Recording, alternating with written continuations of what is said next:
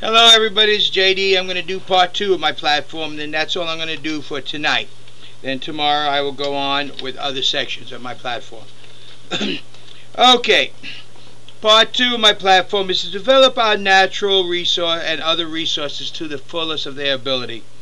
Our Congress, both the House and the Senate, has been working very hard with special interest groups to completely eliminate the use of our natural resources. They have done everything they could to make us completely dependent upon the rest of the world. They have done it with their open policies of trade. They have done it with our jobs going overseas, and they also done it with our natural resources. Okay, the United States should be a leader in oil production, not lagging back and holding the world down. I mean, Nancy Pelosi once said when we started with this oil crisis, oh, we ought to sue OPEC. Could you see us going to court to OPEC? Could you see that really happening to world court? We would walk in there. I dare her to walk into a world court against OPEC. OPEC says, we're producing here, we're producing here, we're producing here. And you, the United States, what are you doing in Anwar? Oh, you cut that back. Oh, okay, how about in continental United States? Oh, you haven't done any new wells there since when? How about your East Coast and West Coast? Oh, you're not drilling there? We have done, our government has restricted our use of our natural resources to the point of where you pay for it every single day of your life. Higher prices in everything.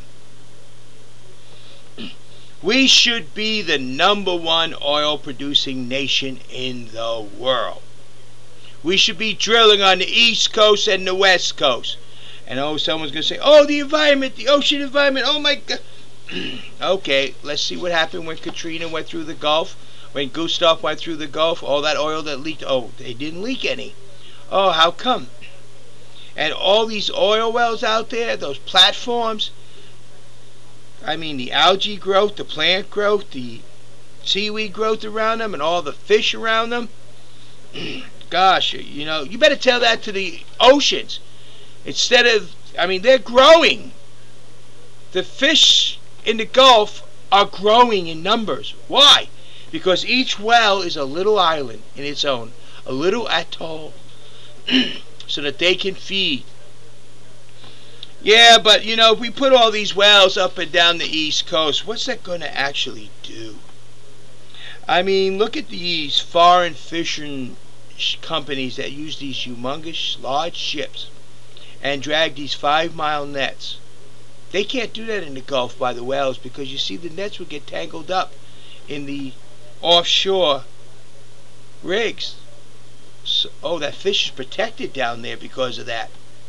You're telling me that these oil rigs that aren't leaking oil, that are producing oil, also provide an atoll for the fish to feed, and also a safe haven away from these large fishing companies that drag these nets that get everything in it?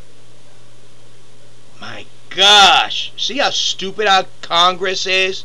Both the Senate and the House.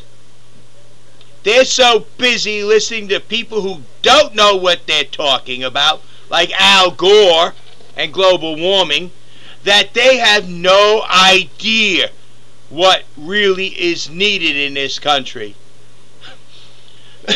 So not only are they taking our oil hostage, they're taking you hostage. All that revenue belongs to you, the American people, not Congress, not the House, not the Senate. They are stealing that revenue from you. That ain't going to be my case. Mine will be that we will open, I will push, I will hound, I will completely annoy them until they open both coasts to drilling, so that we can provide a safe environment for our ecology, for our fish, for our whales, for our seals. I will also push that these oil companies go into a real contract with us. And these contracts will be so that they have to pay for the oil. Just like if we were a private citizen on land, they will lease, and then they will have a start drill date and a start pump date. If they don't start drilling by that start drill date within so many days, they forfeit lease and all monies, and somebody else gets it. Now, of course, we use a good faith clause. In other words, if they're building an actual rig out there and they're in some problems because of weather, we're allowed to give some leeway for that. But if they're sitting on a lease and doing nothing, they better expect nothing in return. And then the start pump date is when they start paying for the oil that they're pumping out by the barrel. That's what they will do, pay for it by the barrel also. And where will all that money go? Well, in my platform, I say 80% to Social Security. But we can do 60% to Social Security. That will make Social Security sound. And make sure that the next generation has Social Security. Not the way Congress wants to do it. No, they wasted our money that we put into Social Security, giving it away to the world. No, we're not going to make it up. We'll let the big business people make it up. When they buy our oil that they're getting out of the ground, 60% of it goes into Social Security. 20% goes into Medicaid and Medicare to ensure that the people on Medicaid and Medicare have all they need. And it also goes into 10% Medicaid and Medicare. 20% goes into medical. All the hospitals will have open clinics that everybody can go to. I will talk more about that in medical. And we'll leave 10% for Congress to waste, because they are a wasteful money manager. Both the House and the Senate.